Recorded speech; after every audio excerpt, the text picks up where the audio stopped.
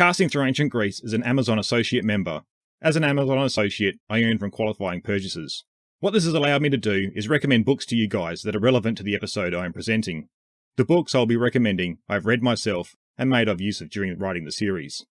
If you are interested in purchasing what I have recommended, using the link of the book on the episode page of my website will help support the series with providing me a small commission. For this episode, I'm going to recommend 1177 BC, The Year Civilization Collapsed, by Eric H. Cline. Professor Cline is my guest for today's episode, and will be covering many aspects that he writes about in his book.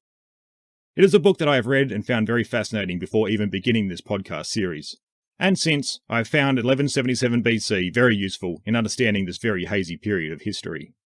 If you head to the interview episode page for Bronze Age Collapse with Eric Cline on the Casting Through Ancient Greece website, you could find the link for 1177 BC, The Year Civilization Collapsed. Additionally, if you'd like to become a member of Audible, the largest collection of audiobooks on the internet, you can click on the Audible banner on the Casting Through Ancient Greece website to gain a 30-day trial membership where you'll also find a number of the books I'll be recommending.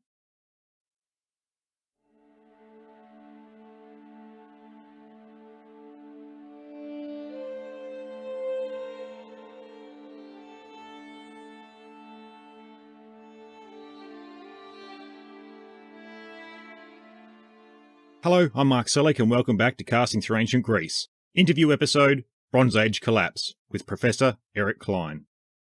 Back at the start of the series, I covered the Bronze Age, where we then spent an episode looking at the Bronze Age collapse. At this stage, I'd only a few episodes under my belt and a relatively small following. The topic of the collapse of the Bronze Age had piqued my interest well before starting the series, where Professor Eric Cline's book, 1177 BC, The Year Civilization Collapsed, was my real first detailed look into the period. Now the series having grown, and the Bronze Age currently being revisited in my bonus episodes on Patreon, I decided to reach out to Professor Cline to see if he would like to appear on the show to talk archaeology and civilization collapse. To my pleasant surprise and delight, Professor Cline accepted my invitation. Many of you who have been following the series would know I'm a fan of Professor Cline's work, and have recommended his book 1177 BC many times. I have to say, there is something exciting about being able to talk to someone who has shaped your understanding of a period and event, and who you have read the works of many times. Eric H. Cline is Professor of Classics, History and Anthropology, the former Chair of Department of Classics and Near Eastern Languages and Civilisations, and the current Director of the Capitol Archaeological Institute at George Washington University in Washington, D.C., a National Geographic Explorer, NEH Public Scholar, Getty Scholar and Fulbright Scholar, with degrees from Dartmouth, Yale, and the University of Pennsylvania. He is an active field archaeologist with more than 30 seasons of excavations and survey experience in Israel, Egypt, Jordan, Cyprus, Greece, Crete, and the United States, including 10 seasons at Megiddo, 1994 to 2014, where he served as co-director before retiring from the project in 2014, and another 10 seasons at Tel Kabri, where he currently serves as co-director. He is the author of 20 books and nearly 100 articles, where translations of his books have appeared in 19 different languages. In this talk, we cover a range of topics to do with Professor Cline's book 1177 BC, The Year Civilization Collapsed. But first, I turn to more general questions to do with the discipline of archaeology, with areas such as what the realities of modern archaeology are today, the methods used to date objects uncovered, and Professor Cline also talks about some of the sites he has worked on. We then turn to the Bronze Age collapse, first looking at the late Bronze Age world in the Aegean, Anatolia, Near East and Egypt. We then look at how this period was such an interconnected world between the many great civilisations, a world we could recognise today. Professor Cline then covers the areas that show that the collapse was developing and how these were multifaceted processes that were taking place. We then turn to focusing on the Mycenaeans during this period and what happened to them in the aftermath. To coincide with this episode's release, I'll be running a giveaway where I'll be offering up 2 copies of Eric Cline's book 1177 BC, The Year Civilization Collapsed, where winners will be drawn on the 1st of November 2021. One copy I'll be offering as a general giveaway, where all you need to do to go into the draw is to promote Casting Through Ancient Greece in some way on Twitter or Facebook. This could be retweeting or sharing the episode with a comment, or posting about the show in general in some other way. Get creative. Just make sure to tag Casting Through Ancient Greece into the post so I don't miss it. For the second copy, I'll be giving this away to one of my Patreon members. All you need to do to be eligible for this draw is to be a member of Casting Through Ancient Greece on Patreon before the names are drawn on the 1st of November. So good luck everyone, and the winners will be contacted and posted up on social media once drawn. Anyway, enough from me, and let's now turn to the interview with Professor Eric Cline.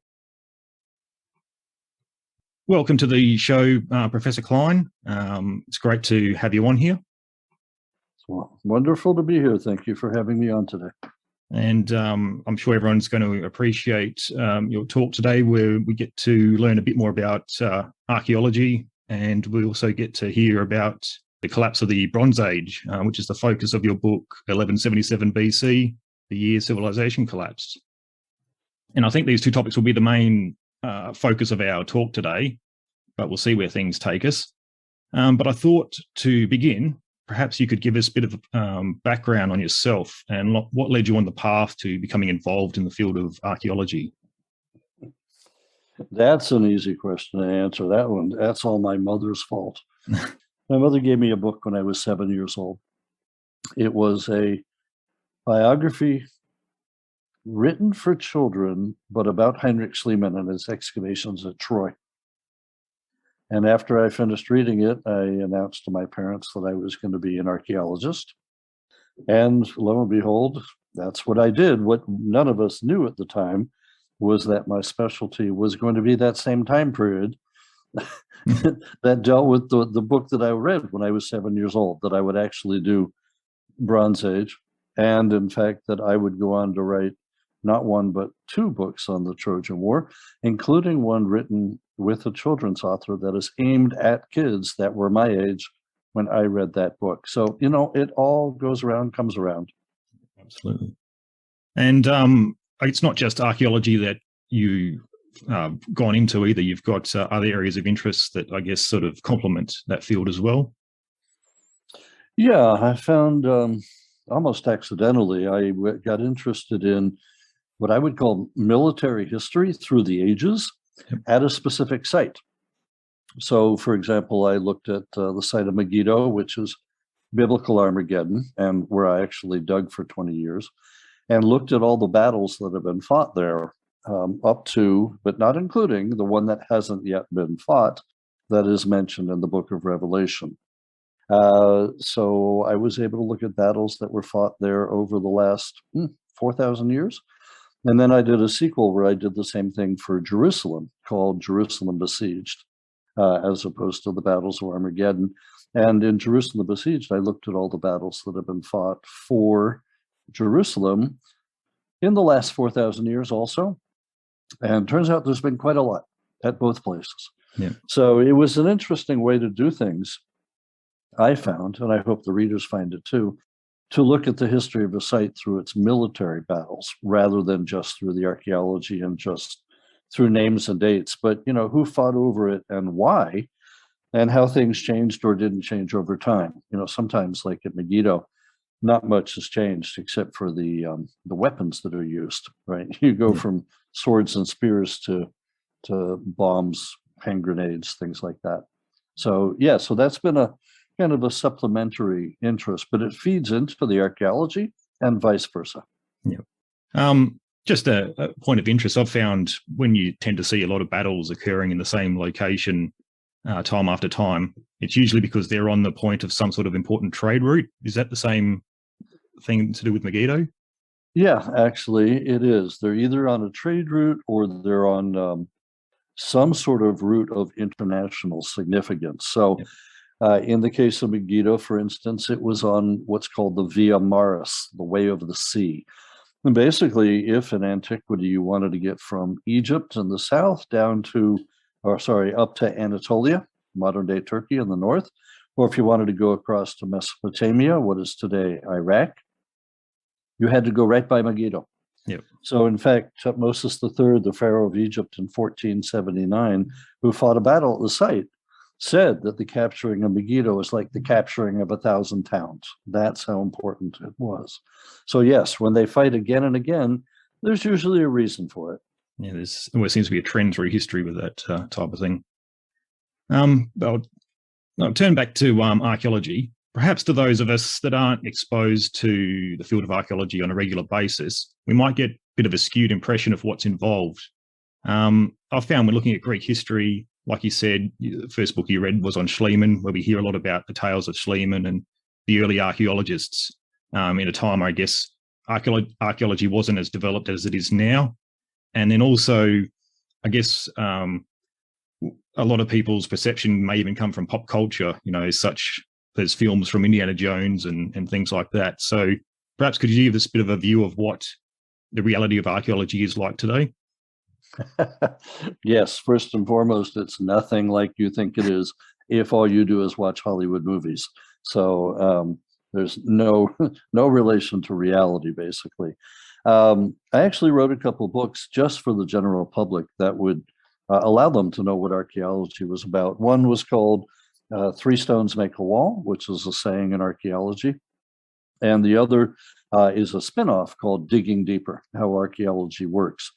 And in those, in Three Stones Make a Wall, I looked at some of the famous sites around the world, but also told the story of how we do what we do. And that's then what the spin-off Digging Deeper is, just the, how do we do things? So in there, I answered questions like, how do we know where to dig? How do we know how old something is? Do you get to keep what you find? That kind of thing.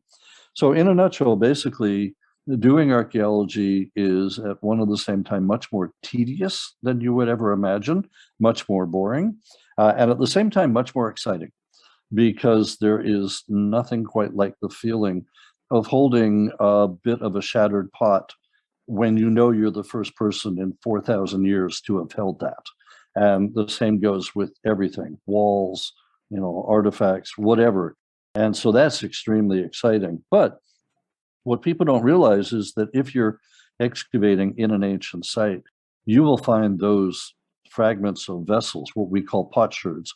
You will find, a dozen in 10 minutes. You'll find hundreds during the day. And then you have to wash them at the end of the day. You scrub them clean of the dirt so that the experts can tell you what period those sherds come from. And so the excitement fades very quickly, frankly. The first day, everybody comes running up to the supervisor. Look, is this a potsherd or is this a rock? And of course, the first day, it's usually a rock, not a potsherd. But within a week, you're like, oh boy, here's another potsherd. But still, it's very exciting in some ways and very, tedious is a good word. It helps if you're anal compulsive. That's one way to put it. The attention to meticulous detail is of overarching importance.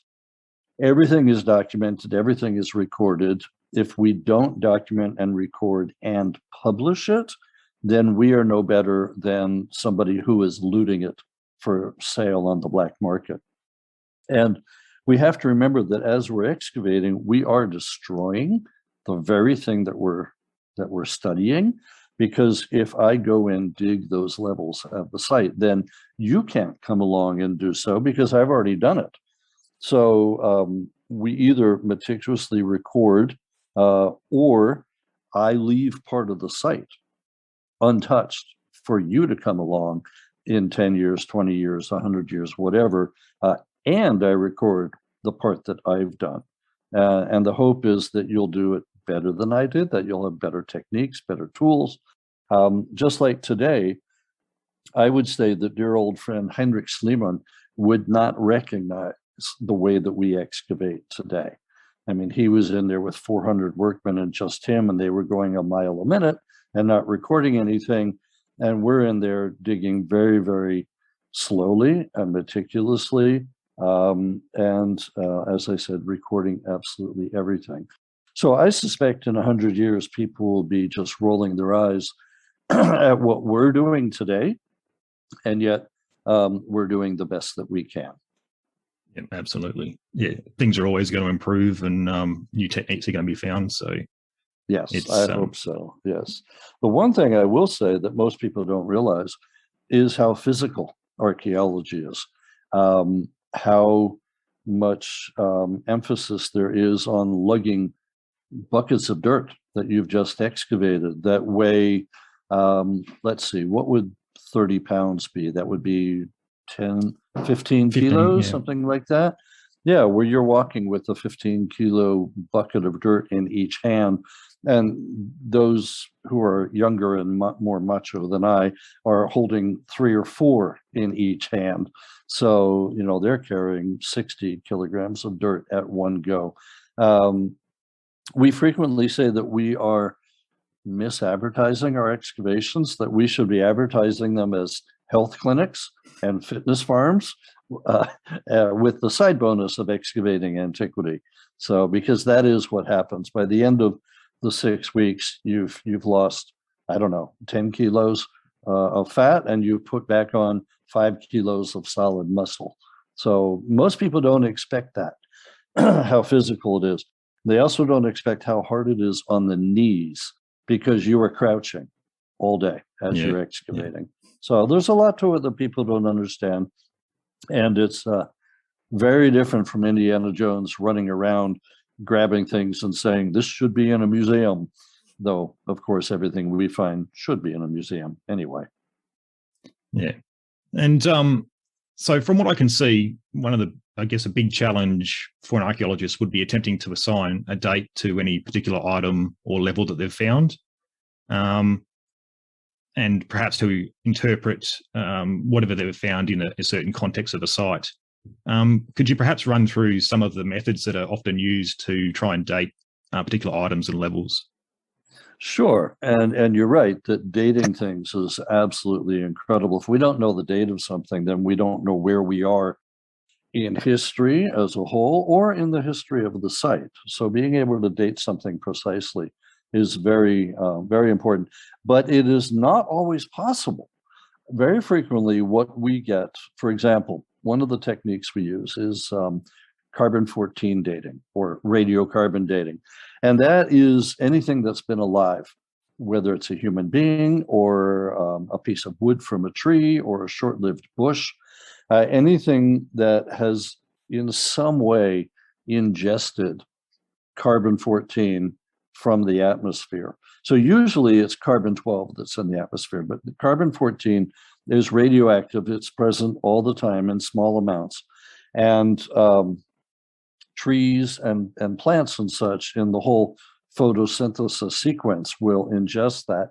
And we will get it from eating animals who have eaten the plants and so on. So whenever something that has ingested carbon-14 during its lifetime dies, the carbon-14 starts to disintegrate at a known half-life, like all radioactive substances do. So it's like 50 to 30, like 5,230 years, there'll be half again as much. So if we can measure the amount of C14 that's in something that we find, a bit of wood, a bit of bone, charcoal, ash, something like that, we can then tell the date of when it was cut down, if it's from a tree, or stopped breathing, if it's a person or an animal. But it's never precise to the year. It's always plus or minus. And so we usually say things like, well, this is 1177 BC, plus or minus 10 years with a 67% feasibility, or it's plus or minus 25 years with 96% certitude, something like that. So we can almost never say it's 1177. We say it's in the vicinity thereof. If we had coins back then, it would help, but coins aren't invented until about 700 BC, which is a good 6 centuries after the period that I'm interested in. So we use radiocarbon for us. If we were digging something that was much older, like early humans, we would use different techniques. For example, if you're dating a stone tool, you would use, you would measure the amount of potassium or argon in it, because potassium will break down into argon, and even one version of argon will break down into another version of argon. The minute you hit the rock and the fresh face is exposed to air, you might also get more water in there, and so on. So there are different techniques for dating that you can use depending on the relative age of what you're digging. So my colleagues that dig at Kubifora, for example, looking at early hominids, they can't use carbon-14. It doesn't go back that far, basically. Whereas I would never use potassium or argon dating because I'm just too close to the present. Yeah. The other thing we can do, though, those are all absolute dating techniques. We can also do relative dating techniques. And that's where something like looking at the pottery that I talked about earlier comes in. So I mentioned when you find the pottery sherds and then you wash them at the end of the day so that your experts can tell you what period you're in. And they will say things like, oh, this is an early Bronze Age potsherd, or this is Roman, or this is Byzantine. And of course, yes, that's an absolute date, late Bronze Age, early Bronze Age versus Byzantine, but it's still relative, right? It doesn't say 1177 because, for example, the late Bronze Age goes from 1700 to 1200 BC. So we have split them within that. So an expert can actually say, oh, this is late Helladic 3C1B, which between you and me is about 1200 to 1190 BC. So we can get pretty close. Yeah. But where it's even more important is if I find a particular type of pottery at my site. Now, pottery goes in and out of fashion, much like today, shoes, clothes, iPhones. And so that's how we're kind of relatively able to date them. But if I find a certain piece of pottery at my site, and you find the same type of pottery at your site 10 kilometers away, we know that the level that you found it in at your site and the level that I found it in at my site were probably about the same time period. We might not know what time period it is, but we know that it's about the same. So we're able to do relative dating also that way. So there are any number of tricks and techniques that we have, and those are actually very good examples of some of the techniques that I think will improve in the future and that we will get better at dating, including ways in which we might not even be able to imagine now. I'll just give you one example. About 10 years ago, I heard about a new technique called Re-Hydroxylization. And the idea is that when you fire a vessel in a kiln and you make a pot, that all the water that was in the clay is sucked out of the vessel. But the minute you take it out of the kiln, it starts to reabsorb water. You can't see it, you can't feel it, but the clay is reabsorbing water just from the atmosphere. And the interesting thing is that it does it at a constant rate, no matter where you are in the world, no matter if you're underwater or up on top of the Himalayas, it will absorb water at a constant rate. So if you measure the amount of water in the vessel that is in the clay, even if you've just got a potsherd, you can tell when it was fired. And that gives you another date, which is kind of neat. So that's a brand new technique that we've never used before about 10 years ago. Yeah, it's interesting. It's something I'm going to have to read up on and see how it all works. It sounds... Yeah, and I can actually, this really tickled me when I was first learning about it. When they were trying it out, they were testing a medieval brick from Canterbury in England. And they knew it was probably somewhere between 400 and 600 years old. But every time they tested the brick, it said that it had been fired something like 66 years ago. And they're like, wait, that can't be right. What's going on? They finally asked where the brick had come from. And it had been in a museum that had been bombed in World War II. And the museum had been set on fire. And that brick had been rebaked like 66 years ago. So that meant that the technique worked, but it also meant that what you're testing is the last time something was fired, not the first time.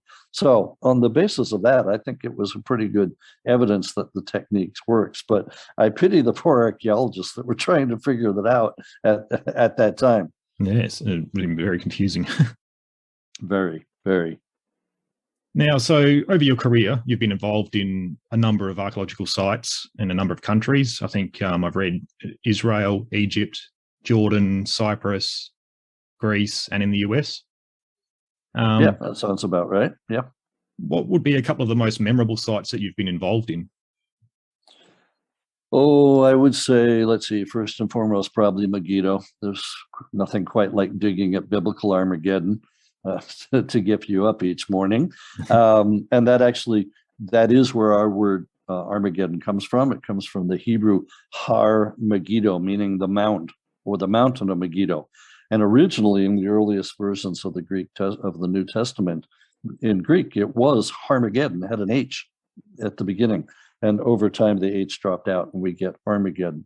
So that was a very interesting site to be excavating at, in part because it's inhabited continuously since about 5000 BC, all the way down through just about the Greek period. When Alexander the Great comes through in 332 BC, the mound had just been abandoned.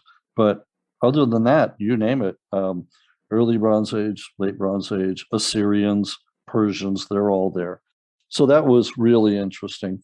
And the other one, I think, would be the site that I'm currently co-directing today with Asaf Yosor Landau from Haifa University. It's a site where we don't actually know the ancient name. It's called now Tel Kabri, after the kibbutz that it's on. It's in the very north of Israel, like right by the border with Lebanon. It's a Canaanite site. It's about 4,000 years old. And we're excavating a Canaanite palace there. And a couple of years ago, actually, I guess it's more than a couple, 2013, we found the first room of what turns out to be the oldest and largest wine cellar from the ancient Near East. And we've got now about 150 jars, each of which stand or would have stood about a meter tall. Each of them would have held about 110 liters. And even though the liquid that they held is now long gone and there's just, dirt inside, we were able to take the sherds, the ceramic of the vessel itself, and test it and do what's called organic residue analysis and figure out what it had held. And it turns out red wine, maybe a couple jars of white wine, but mostly red wine. And with additives, they were putting in honey, they were putting in resin because they didn't have refrigerators back then, juniper berries, mint, things like that. So that was fun. And if you had told me when I was 7 years old and reading that biography of Heinrich Schliemann that one day I would excavate an extremely old wine cellar, I would never have believed you.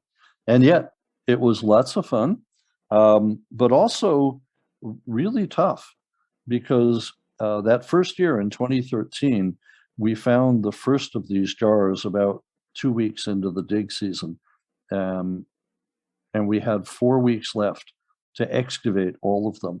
And of course, when we came down on the first one, you don't yank it out right away. You wait and you keep digging down and you see whatever it is resting on. So imagine that you're at a dining room table and you've finished dinner and all the plates and the glasses and the silverware are still there. If you can pick the plate up off of the dining room table, then you're good. You can do that in archaeology too. But if your glasses or your silverware are buried in 15 centimeters of dirt, you can't take them at that point. You have to wait till you expose the surface on which they were sitting. So that first jar that we found 2 weeks into the dig, by the time we found its bottom and it was lying on its side on a plaster floor, we had found 39 other jars as well. And that was both a dream and a nightmare because we knew they wouldn't survive the winter if we just left them there. So we had to get all of them out carefully and recording every instance within the next 4 weeks. So we actually worked double shifts. We started dig day normally at 5 a.m, and we usually quit at 1 p.m. It's an 8-hour day. In this particular case, we went from 5 a.m. until 8 p.m. until the light was gone. And we worked that way every day. We got them all out perfectly recorded. We were able to reconstruct them And now one winery in Israel has just recreated the wine, which is kind of cool. So Canaanite wine, 4,000 years old. That's something you don't find every day. So I would say that was up there among the highlights of my digging career so far. I bet all that extra hard work would have just made it all the more satisfying once the job was done.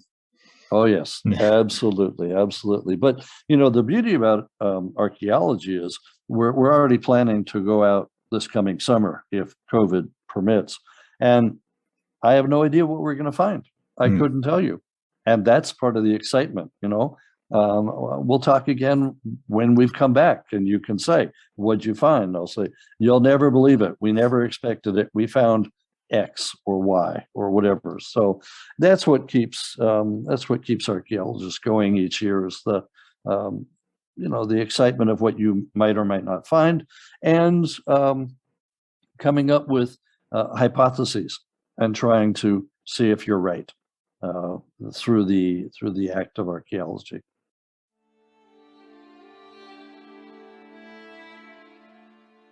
Since 1998, Stamps.com has been an indispensable tool for nearly 1 million businesses. Stamps.com brings the services of the US Postal Service and UPS shipping right to your computer. Whether you're an office sending invoices, a side hustle on Etsy shop, or a full-blown warehouse shipping out orders, Stamps.com will make your life easier. All you need is a computer and a standard printer. No special supplies or equipment. Within minutes, you're up and running, printing official postage for any letter, any package, anywhere you want to send. And you'll get exclusive discounts on postage and shipping from USPS and UPS. Once your mail is ready, just schedule a pickup or drop it off. No traffic, no lines. Cut the confusion out of shipping with Stamp.com's new Rate Advisor tool.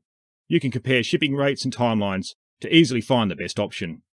Save time and money with Stamps.com. There's no risk, and with my promo code POD, P-O-D, you get a special offer that includes a 4-week trial plus free postage and digital scale.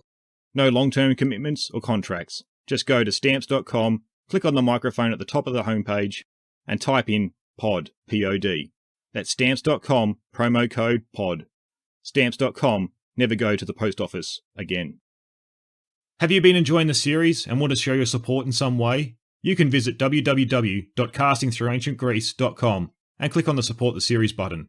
Here you will find many ways you can help the series grow, from subscribing, getting involved in social media, and leaving reviews where you listen to your podcasts. Other options also include assisting with my Amazon wishlist for resources and supporting the series on Patreon and Buy Me a Coffee. The support I have been receiving so far has been fantastic. So a big thank you to everyone who has been helping me grow the series.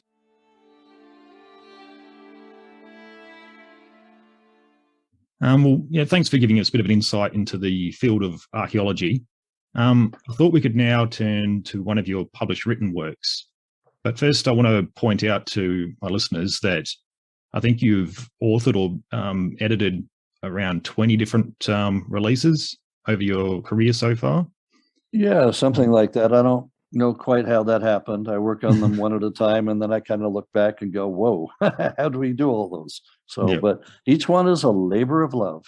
Yeah, and I think I had a look, 3 most recent releases where you've already mentioned Three Stones Make a Wall. And that's the story of archaeology, which I guess is going to give everyone a good, introduction to the field of archaeology itself. You've also the social archaeology of the Levant from prehistory to present, and digging up Armageddon, which you've sort of covered as well. But today I wanted to sort of shift our focus more to looking at your book, 1177 BC, the year civilization collapsed. Now, I think this was released back in 2014, but you just re-released it this year with a revised and updated edition. Yeah, so much information came out in the last 7 years that I thought it would make sense to put out a revised and updated edition. In part because everything that I was talking about that was vaguely hypothetical in 2014, the new data that kept coming out kept supporting what I had said. And so part of me was like, look, I was right, look. And so anyway, the new data is absolutely fascinating. So yes, the new edition just came out in February of this year. Yep. I remember reading the first edition a number of years ago before I even got involved in the whole history podcasting thing, and it was definitely a very fascinating topic to read about. And then I picked up your latest revised edition just a few months ago and read through that and sort of looked at the updates. And again, it's just as interesting reading it again. So it's just a fascinating time period too. To really get into. It is. Yes, I'm glad to hear you say that the new version is just as interesting as the original. This is my favorite time period, late Bronze Age, right? 1700 to 1200 BC. It's what I've basically devoted my career to. And I just think it's fascinating, the stories that we can tell about what they were doing back then. We've got so much data. Not only do we have the archaeology, digging things up, but we've got the actual written records, the clay tablets that they were writing on. We've got any number of archives from Egypt and from the Hittites up in Anatolia and even the Canaanites. So, we know all about what they were doing. We know about their marriages, their divorces, their economic embassies, their, the diplomatic stuff they were doing. So they are much more like us than most people would imagine. And they had an international system, kind of globalized, if you will, for their time period, from an area that today we would call like from Italy over to Iran and from Turkey down to Egypt, to put it in modern terms. And within that area of the world, there were 7 or 8 or 9 societies or civilizations that were interacting, many of which people have heard of, like the Mycenaeans, the Minoans, right? Think Agamemnon of the Trojan War, the Hittites up in Anatolia, Canaanites, Assyrians and Babylonians, and they're all interacting. They're just as, I would say they're very similar to us today, more so than you might imagine. But, you have to swap some things out. They're trading for tin back then so that they can make bronze, right? 90% copper, 10% tin, and you make bronze out of that. Our equivalent today, not so much tin, but how about oil for gasoline? And we are just as dependent on that as they were on tin.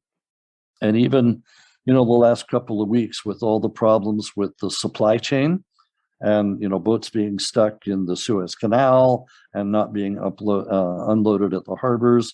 They had supply chain problems back then too, and it's part of what led them to collapse. And that's what has me a little nervous, because I see the various things that led to their collapse, at least if I'm correct, and I see a lot of those around today. And I know they collapsed, which not to say that we won't collapse. So that was what 1177 was all about, telling the stories of what they were like, and then telling the story of what they lost when it collapsed, and trying to draw maybe a bit of a parallel to today, and asking if perhaps we shouldn't try to learn a little bit from history and see what happened to them, and maybe take that under admonishment for us today. Yeah, it's a bit of the more things change, the more they stay the same. Absolutely, nothing new under the sun. That's it. Now, in the book, you start out, I guess, giving a bit of a survey around the 15th century of the Bronze Age world. Now, it was even though we sort of said there's a lot of similarities with what was happening, but the world, I guess, kind of looked quite different to, say, the classical Greek period 1,000 years later. Could you give us a bit of just an outline of what this world in the Mediterranean and Near East did look like in the around the 15th century? So if we go back to the 15th century, we're at the time in Egypt. It's just about the time of the beginning of the New Kingdom period. Most people know of King Tut, for example, or Ramses II. They're later. They're going to be 13th century. But 15th century, you're back to the time of Hatshepsut, the famous female pharaoh of Egypt, and her stepson / nephew. He was both of them, Tutmosis III. And I already mentioned him because he fought one of the battles at Megiddo. But you've also got the Canaanites and little city-states in what is today Israel, Lebanon, Syria, and even Jordan. And then, as I mentioned, you've got Assyrians and Babylonians over in what is today Iraq. And then the Hittites up in what would be today Turkey. The Egyptians and the Hittites are the two most powerful of these great powers.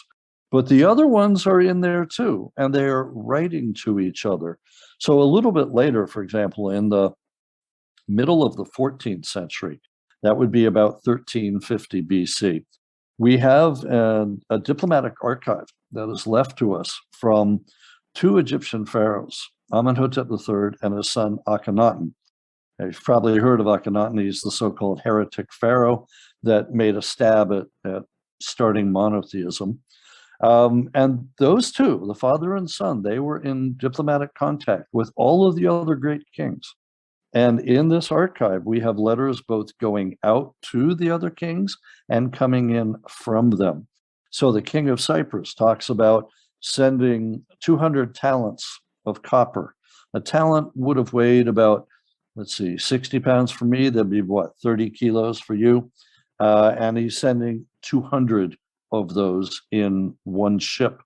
And of course, as I mentioned, you need copper to make bronze. They're also exchanging gold, silver, tin, and finished products. So, for example, if we go the other side of the 15th century and go back to the 18th century, so we have an archive at the site of Mari, which is on the Euphrates in what is today Syria. And there in the archive, we have mentions of things that are coming from Crete, which they called Kaftor. And my absolute favorite, which is in the book, is a record that somebody sent sandals or leather shoes from Kaftor to Hammurabi, the king of Babylon. And this is the famous Hammurabi, right? An eye for an eye, a tooth for a tooth, the famous law code of Hammurabi. And it says he returned the shoes. Now, I've always wondered, if you get shoes coming all the way to what is now Iraq, sent from Crete, from Greece, why do you return the shoes? I mean, why don't you at least re-gift them? I mean, were they too small? Did he not like them? Were they too last millennium in the style? I don't know. But anyway, so we've got not only the archaeology, but textual records, in this case, from the 18th century down to the 15th, down to the 13th century, and even down to the beginning of the 12th century, which is when everything falls apart. And we have letters, for instance, from some merchants that were operating out of Ugarit in what is today coastal North Syria. And they're talking about interacting with Egypt and the Hittites and the Canaanites and even the Mycenaeans over in Greece. And it looks like things were going really, really, really well right up until they weren't, like right up until the last moment, almost as if they had no inkling that their world was falling down around them. But as a whole, to get back to your original question, this is a world where they practice polytheistic religion, right? Multiple gods, not monotheistic. But apart from that, I think we would have really recognized what life was like back then. Very hierarchical, very, there are the elite. You've got the 1%, right? The kings and the queens and the administrators. You've got the diplomats, you've got the merchants, you've got the shopkeepers, and then below that, you've got the peasants and even the slaves. There were three ways to be a slave back then, by the way. You could be thrown into slavery if you couldn't pay a debt. You could be thrown into slavery if you were captured and were a prisoner of war, or you could be a slave because you were born into it, like your parents were. But that's about it. Nothing about race, creed, color, or anything like that. Those were the big three to become a slave back then. So again, hierarchical society. The usual problems between state and church, if you will, right? Religion. Competition between the king and the priest happens in Crete, happens in Egypt, happens in Mesopotamia. But otherwise, I think people might be a bit surprised at just how much they recognize and how similar it is today, even despite the fact that they didn't have coins yet. They've still got a market economy going. So must have been interesting. I frequently tell people that I would love to be reincarnated backwards and be able to live in that time period, but I'm sure I'd be dead within a couple of days at most. So I've got very bad eyesight, and I'm sure I would have wandered off the nearest cliff without knowing it, or drunk the water and gotten dysentery. So that's why they frequently drank beer and wine back then. It was safer to drink the alcohol than it was to drink the water. Yeah. Yeah, it does. From reading it, it seems like it was a very connected world, especially when you talk about all the trade and what was appearing in different regions.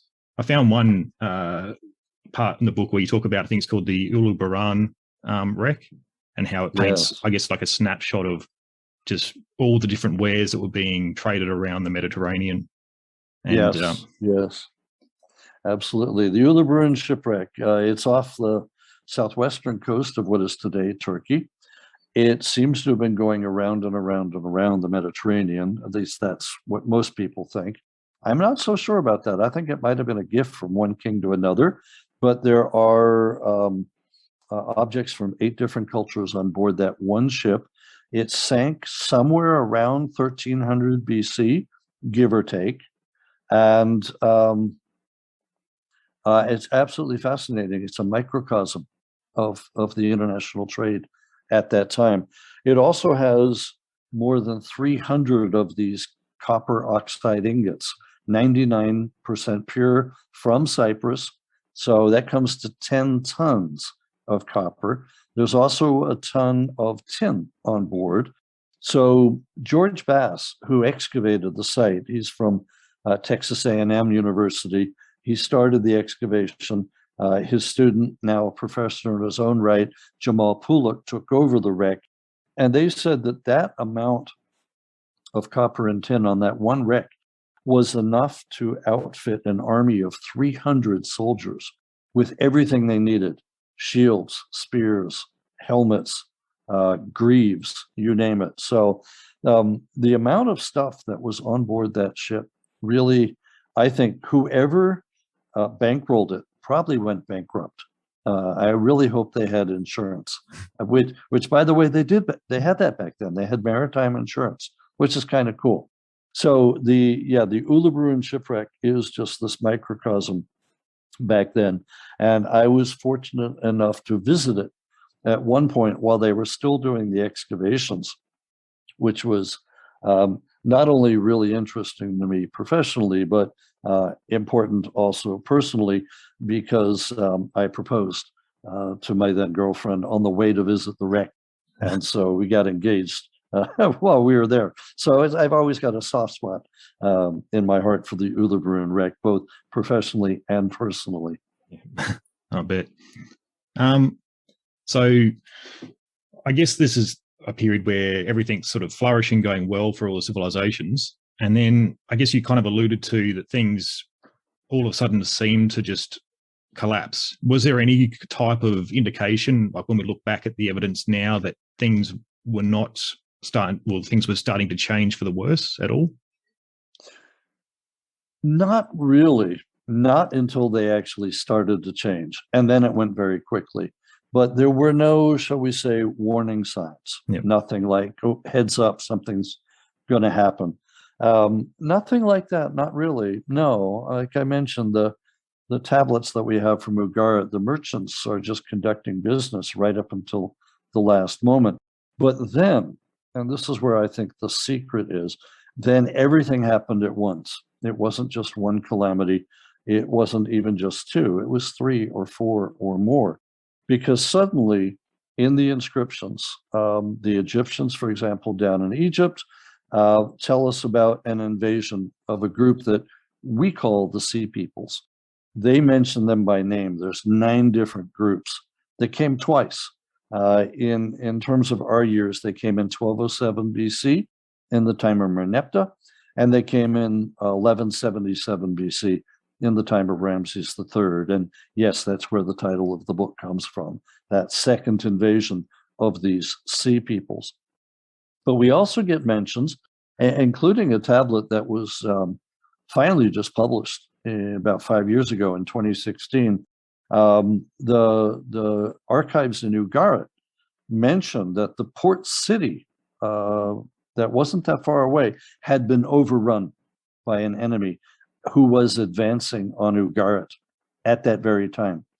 And we know from the archaeology that Ugarit was burnt, was captured, destroyed by an invader. How do we know this? There are arrowheads embedded in the walls. There's a meter of ash and destruction. So whoever had overrun the port city obviously then overran Ugarit itself. So we've got the first evidence of invaders, but it's all at about the same time. So there was like no advance warning. But we also get at some of the sites evidence of destruction, not by humans, but by Mother Nature. There were earthquakes at this time as well. Now, I can tell you from having excavated both myself that it can be very difficult to differentiate a city that was destroyed by Mother Nature from one that was destroyed by humans. The secret really is if you've got bodies buried beneath walls, but no weapons, no arrowheads in the walls, no arms hacked off at the shoulder or anything like that, then it's probably an earthquake. But if you've got arrowheads embedded in the bodies, that's a pretty good indication it's not an earthquake. So we get then at the same time as some of the cities like Ugarit are overrun by human invaders, we get other cities being destroyed by earthquakes. And I would actually use Troy, the Troy of the Trojan War, as a good example of both, because there is one city, as we call it Troy 6. There's 9 cities at the site, and this is city number 6. But it goes through about 5 different phases or more, and we've labeled those A, B, C, D. There is one layer in 6 that is destroyed by an earthquake. You can tell because the walls are leaning over. And that's actually the last of the Troy 6 cities. The very next one, Troy 7A, is destroyed by humans. So it looks like they had some survivors from the earthquake who rebuilt, reoccupied, only then to be overrun by invaders not very long afterward, 10 years, 20 years, something like that. So we've got invaders, we've got earthquakes, we've also got evidence of a drought. And not just any drought, but what we now call a mega drought. Usually anything over about 10 years is in the realm of a mega drought, 20 years. But this is a drought that lasted between 150 years and 300 years, from say 1200 down to 900 BC. And we've got evidence for it. First and foremost, and this is some of the new data that was in the revised edition. That's why I felt the need to put it out. New proxy data, as they call it. You can't actually measure like a drought or climate change back then, but you can measure the effects. For example, the pollen. If you look at the ancient pollen from that time period, from lake sediments, we can see that the type of plants that are growing change. They become more those that are adapted to arid environments. The trees go away. You get more shrubs and bushes and so on. We also have in the case, there's one cave in Greece where the stalagmite eventually stopped growing because there wasn't enough water to keep the drip, drip, drip going. So there are lots of evidence then that there was a drought. And some of the most recent work actually shows that the Egyptians, this is archaeological evidence, the Egyptians looked like they were trying to crossbreed cattle for a more drought-resistant cattle. They were taking the local cattle in the area of the Levant, like modern-day Israel, and crossbreeding it with zebu cattle, which are more hardy and resistant to drought. And it also looks like they tried to plant more grain. And indeed, some of the texts talk about actual famine, that people are starving, and they actually talk about the Egyptians sending rescue missions, grain ships, right? Ships full of grain that they send up to the Hittites, for example, who not so much earlier had been their enemies, and now they're trying to help them. They also send a ship or two up to Ugarit with grain and with 7,000 dried fish. So we know, I would say, both archaeologically and textually, that there is drought and famine in addition to the earthquakes, which are in addition to the invaders. And then there is one other factor that is, we're still trying to look for the data, and that is disease. I do think there was disease back then too. I would say it goes without saying that you're going to have disease, but it can be remarkably difficult to find archaeologically. And if they don't write about it in their texts, that can make it even tougher. We do know, however, that 150 years earlier, back at about 1350 BC, that the king of the Hittites had died of a plague, as had most of the royal family, was actually brought to them by Egyptian prisoners of war, and it just swept through the Hittite Empire. But that's a century and a half earlier. That's like saying that the 1918 flu contributed to us today, which, it didn't. But so that we can kind of discount, but it does show that you could get plagues in the ancient world. More, to my mind, the mummy of, I think it's Ramses V, who died as a young king. He was pharaoh of Egypt for just a couple years, and he dies in about 1140 BC, so about 30 years after the collapse had begun. And he dies, or at least suffers from, smallpox. We can tell this because we've got his mummy, and he's got pustules from smallpox on his face. Now, we don't know if he died of it, but it does make sense. And there is actually one papyrus that's in the Turin Museum in Italy. And it talks about burying him and a couple of members of his family. And it says that rather than burying them after just 70 days, like was normal, they waited something like 6 months, and they built entirely new tombs. They dug new tombs for them. And then after they buried them, they gave the workers that had dug the tombs and buried them, they gave them something like 6 months off, and they closed the Valley of the Kings. I think it might be the first medical quarantine in history that we know of. So based on that kind of thing, I think there might have been plague at that time. And in fact, one of your own, there's a doctor named Philip Norrie down in Australia who has written a book about these. Very interesting, and I do think that there's something to what he has to say. And so I would add that in as a potential other factor. So even though we're having trouble finding it, I wouldn't be at all surprised if there is disease. And I put that and Dr. Norrie into the revised edition. But I think also the important thing here is the fact that these happen one on top of another.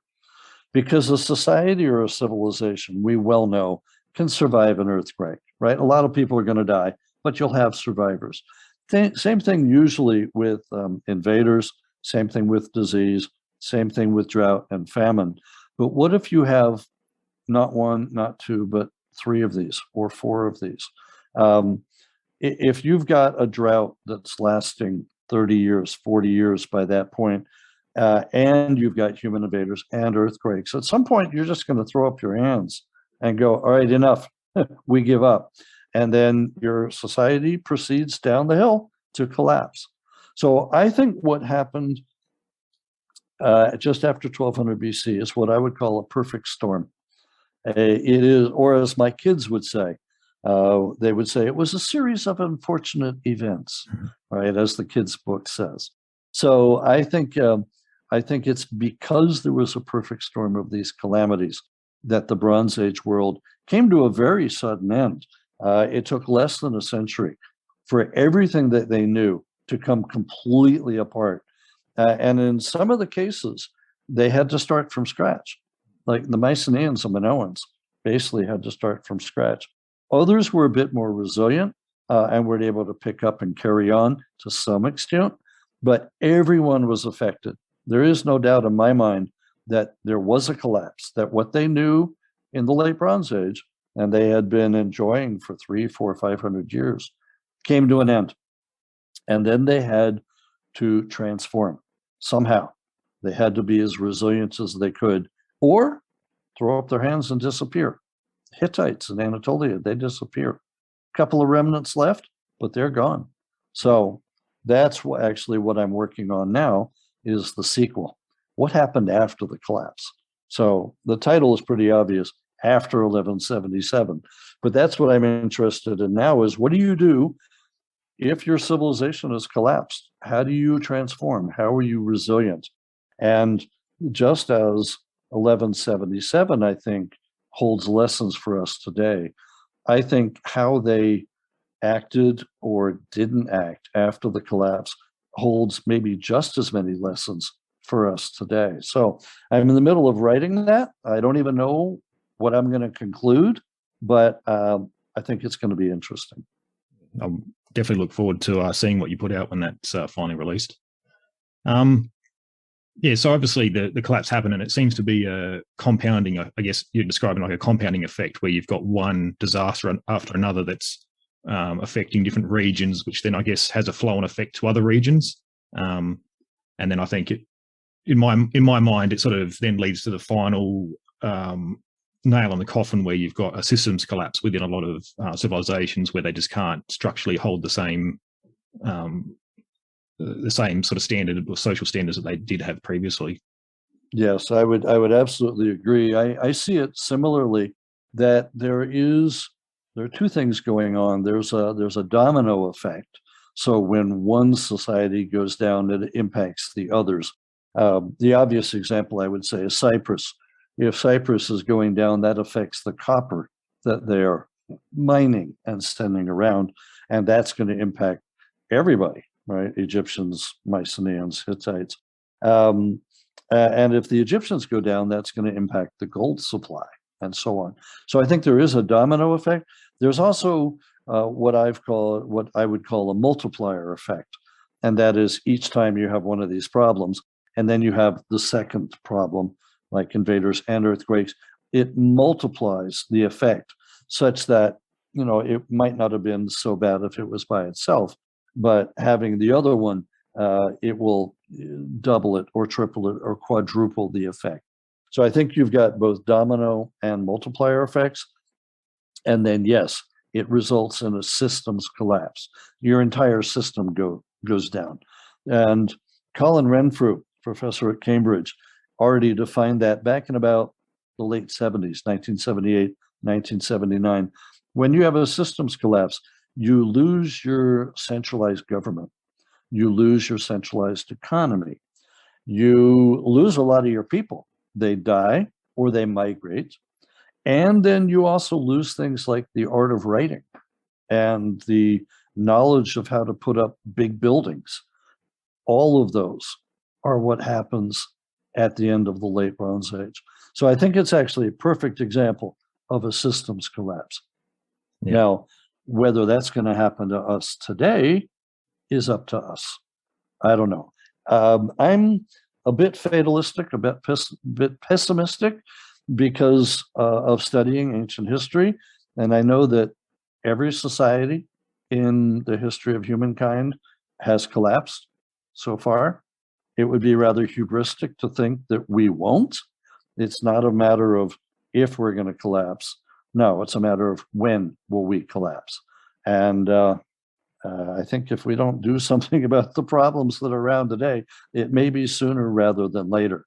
So I had started out writing 1177 simply because I wanted to tell people about the wonders of the late Bronze Age and to explore why they collapsed, because that's by no means agreed. I think my suggestion that it was a multiplicity of causes is maybe the most compelling, but there are others that say otherwise.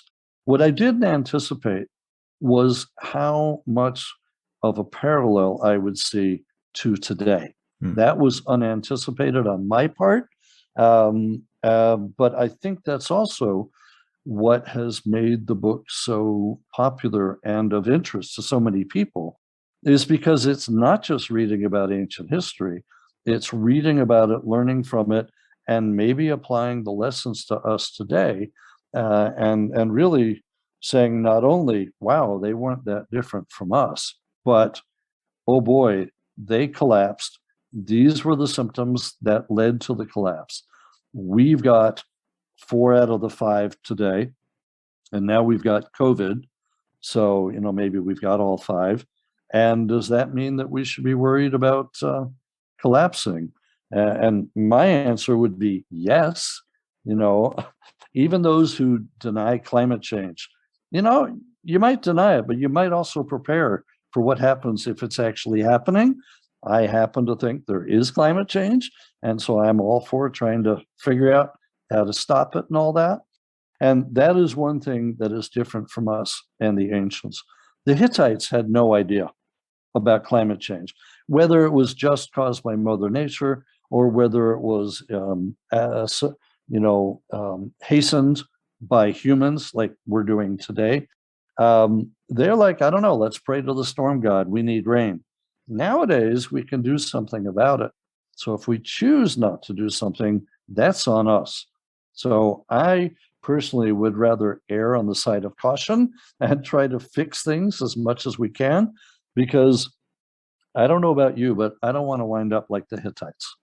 I'd rather keep going. So, and that's where I think that the lessons of the late Bronze Age really do resonate today, which again, I hadn't anticipated that. I didn't start out to make that one of the central themes of the book, but it came out of my research and my writing. And so I think it made it a more interesting book than it might have been otherwise. Absolutely. Definitely history does give us a lot of warnings to contemporary events too. So it's, I guess, like you said, it's probably a good idea to walk on the side of caution with a lot of these sorts of issues. Yeah, I would absolutely say that. And one of my favorite quotes is from Mark Twain, who said, history doesn't repeat itself, but it does rhyme. Yeah. And I think we're looking at a rhyme right now. Yep. All right. Well, I thought to just finish things off, since this is a podcast that looks at Greek history, we could just have a quick focus in on the Mycenaeans during this collapse period, because I know I've read a lot of suggestions that they were involved with the Sea Peoples themselves, and then there's also talk of them having been resettled in the Levant as well by the Egyptians. So can you get a bit of a picture of what actually happened to the Mycenaeans during the collapse and I guess afterwards?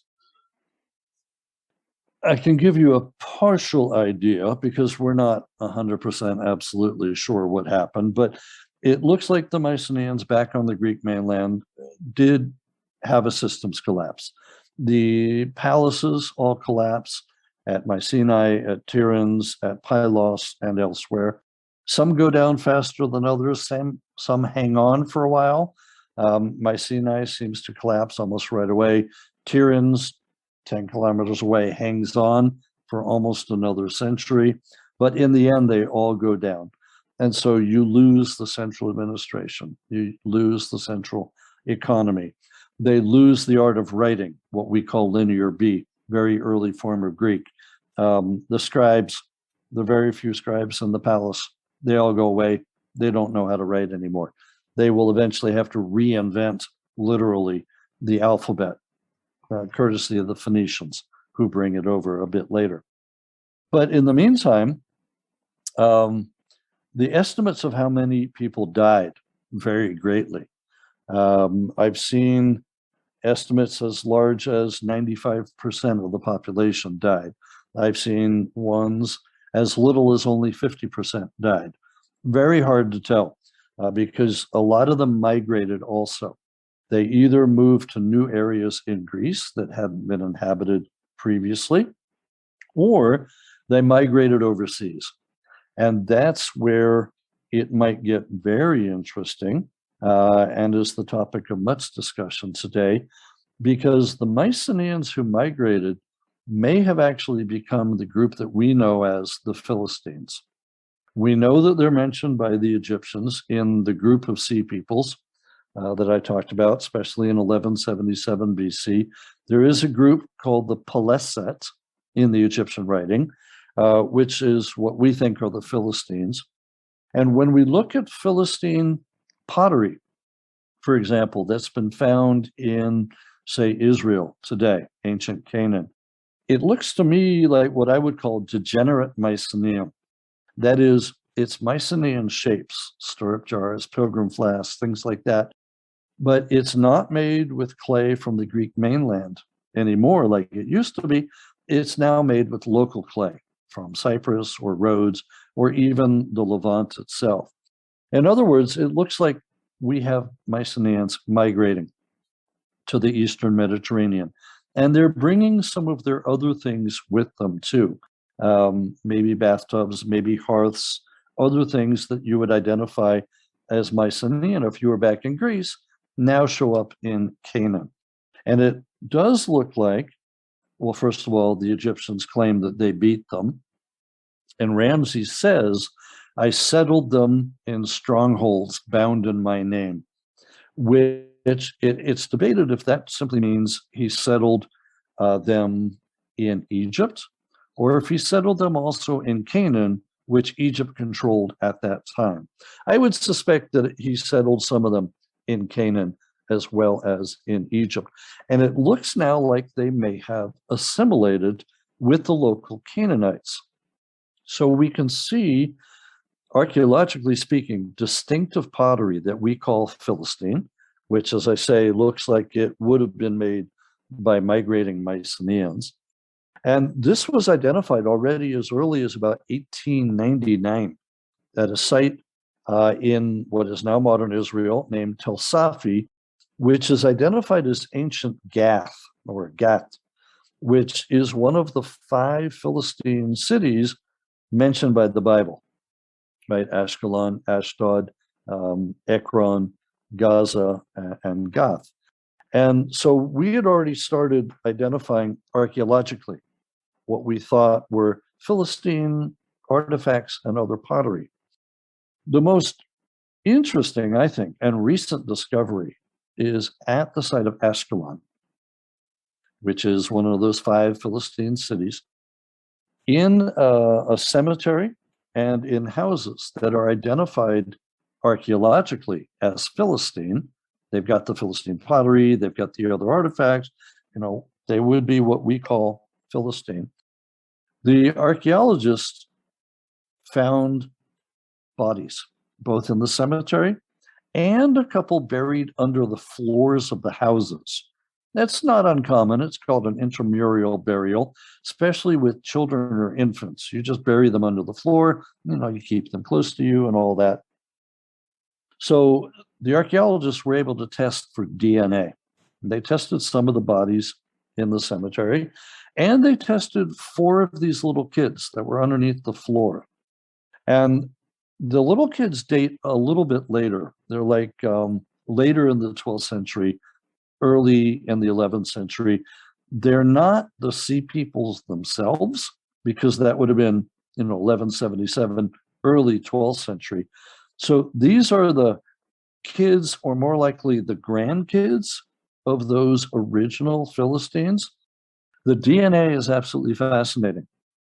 It works out so that about, I know this isn't how genetics work, but let me just say, about a third of their DNA is local Canaanites. The other 2/3 is foreign. And the computer modeling that they did says that foreign DNA most closely matches DNA in Crete or mainland Greece, Sardinia, or Iberia, as in Spain. In other words, the 4 kids, and granted, 4 is not a large number, right? We want to keep doing this and do it on more bodies. But for now, the 4 kids seem to have parents or grandparents, some of whom were Canaanites, and some of whom were these migrating, let's call them Philistines, who came from either the Aegean or the Western Mediterranean or over in Spain. So, in other words, these kids who archaeologically we would have said were Philistine anyway, the DNA shows that, yeah, they are partly foreign. So that to me is some of the most interesting new data. And again, I put this in the revised version of the book to show that the Philistines probably did come from Greece or wherever, and that therefore our whole, I'd say, scenario, our hypotheses have probably been correct of the migrations. And that in the migrations at the end of the Late Bronze Age, our friends, the Mycenaeans, whom you asked about, are part and parcel of that. Now, what I think this means is that in the larger picture, I think the Mycenaeans got overrun, that there are invaders. I think they're also hit by earthquakes. I think they're also hit by drought. We have evidence for each of these. But then I think some of the people migrated and may have joined the invaders, the sea peoples, and became another part of that. And that's what we see in Egypt when the final stage is set and you've got these groups of sea peoples. I think our friends, the Mycenaeans, might now be part and parcel of that. Not only do you have the Pelessa, the Philistines, but you also have a group called the Ekwesh, which could be the Achaeans. You've also got another group called the Denyen or the Danuna, which could be Homer's Danaans, right? If you read about the Trojan War, Homer calls the Mycenaeans Danaans, he calls them Achaeans, and then he also labels them by the cities they come from. So I think that our Mycenaeans might be part of the sea peoples. At the very least, I also think they do assimilate and settle down in Canaan, because I mentioned that the archaeologists had also tested DNA from the cemetery at Ashkelon, and those bodies are from even later, another 100 or 200 years, like 10th century. And at that point, the foreign DNA is all but gone. They have totally assimilated. And so, you read in the Bible that the Philistines create such problems for the early Israelites. Saul and David and Solomon are always fighting the Philistines. But eventually the Philistines just kind of die out. I wouldn't say they died out. I would say they were assimilated. And we see this, I think, in the DNA of the individuals that were excavated at Ashkelon. So there's a lot of exciting work that's going on here. We have by no means heard the ending of the story. I suspect in another 10 years, I may have to come out with a 3rd edition of the book because there will be new things found. The amount of new data that has come out in the last 7 years is just overwhelming for this period. I've never seen such a surge of new data in such a short period of time. It really is, I have to say, a very exciting time to be an archaeologist, especially if you are one that is specializing in the late Bronze Age. But for everything that we have found, there is much, much, much more to be found. I doubt whether we found more than 10% that is left from antiquity. So anybody out there who wants to be an archaeologist, don't worry.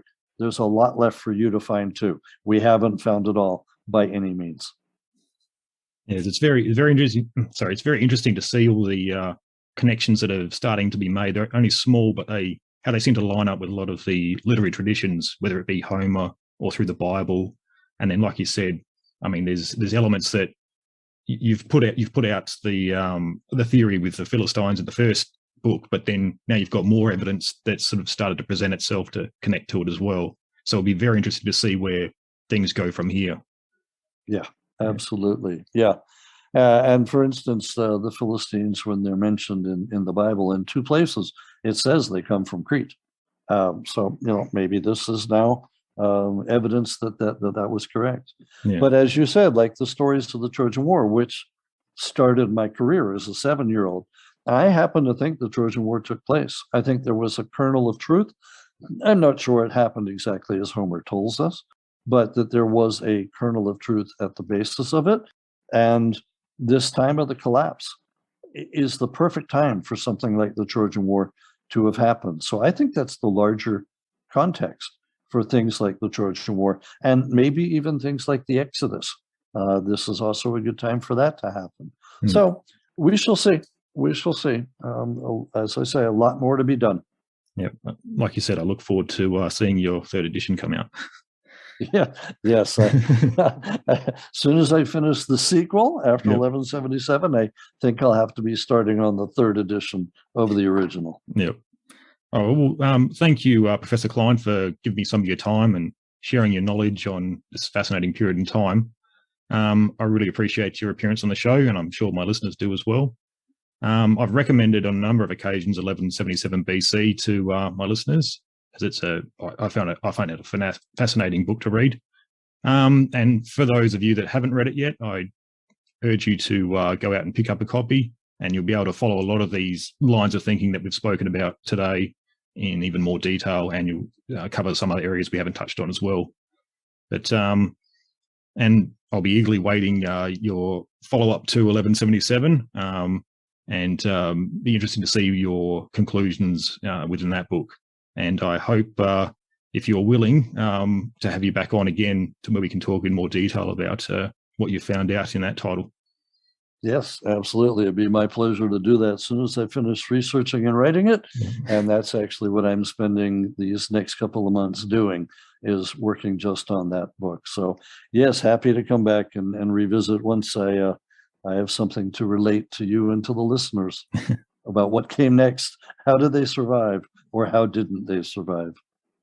Now, if people want to follow your work, where's the best place they can do that?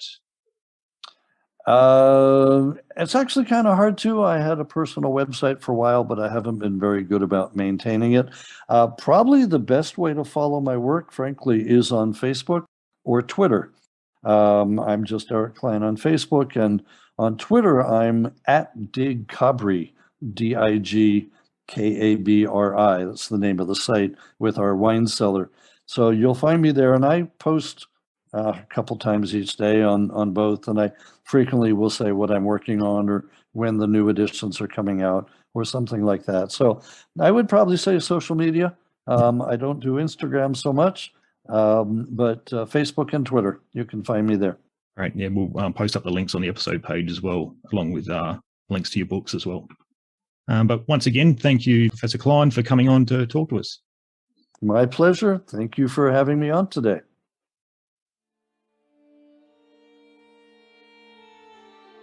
I hope everyone enjoyed my talk with Professor Cline. I enjoyed my time being able to talk with him. It was fantastic to talk to someone I've been following the work of for some time. If you find the topics that were covered in this talk interesting, I would highly recommend picking up a copy of 1177 BC. I will put a link up on the episode page of this book, as well as a couple of others that were brought up during the talk, which give an excellent account of the field of archaeology. There will also be a link that will take you to a page with all the books that Professor Cline has authored or been involved in as an editor. Also, for more information around these topics, I have previously covered this time frame in the series. If you haven't yet, you can head back to the start of my series, where I did episodes on the Bronze Age, the Minoans, the Mycenaeans, and an episode covering the collapse of the Bronze Age. For those of you who want more and would like to support the series, I currently have been releasing bonus episodes for Patreon members that have been taking a deeper look onto a number of the aspects we briefly covered in the series episodes. Next episode, we'll be back on track with our narrative, and we'll be looking at the third and final episode on Sicily, in our look at the Greek periphery. This one will be turning to the rise of one of the most powerful tyrants in Sicily to date, Galen, as well as Carthage's invasion of Sicily, resulting in the Battle of Himera, and also known as the First Sicilian War. And remember my giveaway to coincide with this episode's release. I'll be offering up 2 copies of Eric Cline's book, 1177 BC, The Year Civilization Collapsed. One copy I'll be offering as a general giveaway, where all you need to do to go into the draw is to promote Casting Through Ancient Greece in some way on Twitter or Facebook. This could be retweeting or sharing the episode with a comment, or posting about the show in general in some other way. Just make sure to tag Casting Through Ancient Greece into the post so I don't miss it. For the second copy, I'll be giving this away to one of my Patreon members. All you need to do to be eligible for the draw is to be a member of Casting Through Ancient Greece on Patreon before names are drawn on the 1st of November. Thank you everyone for your continued support, and a big shout out to all those who have found some value in the series and have been supporting it on Patreon and other various ways. Your contribution is truly helping me grow the series. I would like to give a personal shout out to some new Patreon members who have recently signed up to support the series. A huge thank you to Nick Kabalafkis, Lars Seamy and Glenn Hutchins. I really appreciate your support towards the show. If you have also found some value in the show and wish to support the series, you can head to www.castingthroughancientgreece.com and click on the Support the Series button, where you can discover many ways to extend your support to helping the series grow. Be sure to stay connected and updated on what's happening on the series, and join me over on Facebook or Instagram at Casting Through Ancient Greece, or on Twitter at Casting Greece. And be sure to subscribe to the series over at the Casting Through Ancient Greece website. I hope you can join me for next time for episode 40, Sicily, the First Sicilian War.